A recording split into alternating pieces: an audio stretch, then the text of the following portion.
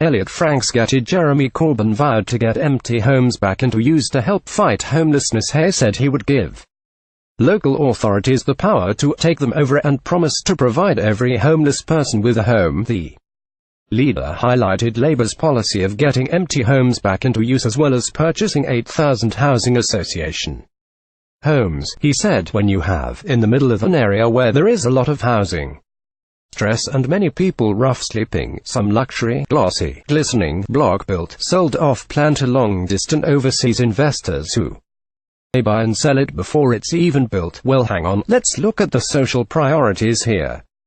Jeremy also announced Labour's plan of purchasing 8,000 housing association homes. We would give local authorities the power to take over properties deliberately kept vacant. Jeremy Corbyn: many people are homeless, many people are living in overcrowded accommodation. Many middle-class families' children cannot leave home because they cannot raise the deposit for a private rented flat, have no chance of buying and no chance of a council property. We would give local authorities the power to take over properties deliberately kept vacant, because there's something grossly insulting about the idea you build some luxury block and deliberately keep it empty knowing that with the property price inflation the investor is going to make 10–12% a year. Labour sources quickly moved to allay fears that Mr. Corbyn was advocating the compulsory purchase of private properties. Jeremy appeared on the show alongside Minister David Lidington and Piers Morgan. He said he was merely referring to Labour's pledge to reverse the Conservatives' weakening of existing council powers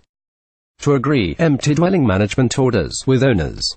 Labour also proposes to let councils charge a 300% council tax premium on properties left empty in the long term. Labour sources were again forced to clarify the policy, in which Mr. Corbyn wrongly suggested his party in government would immediately buy up 8,000 properties to house the homeless. A party spokesperson clarified that the policy was not to buy 8,000 homes but to immediately strike a deal with housing associations to secure properties for homeless people when they fall vacant, that is double the 4,000 previously proposed. Labour would then give housing associations funding to build homes for people on the waiting lists. Figures suggest there are 200,000 long-term vacant homes, including those left empty by investors. Alex Wild, of the Taxpayers Alliance, said, the idea that homelessness is caused by a few super-rich international tycoons owning properties in tiny, ultra-expensive areas of London has been debunked as many times as socialism itself. Thursday, September 3, 2015.